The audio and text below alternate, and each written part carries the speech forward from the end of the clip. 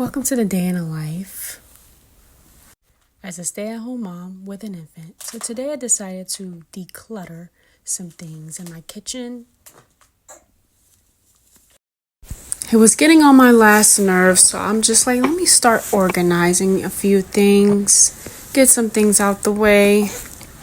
I definitely decided to bring all his bottles down and organize those so I can start cleaning and steaming all his bottles.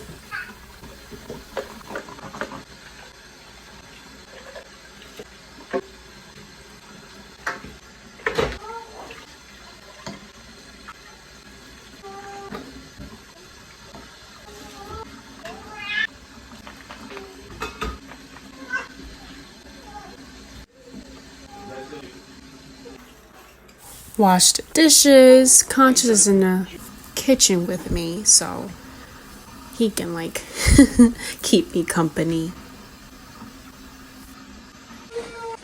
Not gonna lie, trying to clean and have an infant crying, it's so hard, but I got through it. So now I am sweeping my kitchen, getting some dirt out the way. This is not the norm, guys. I'm being honest with you. It's not. So now I'm making some breakfast. And that's it for today.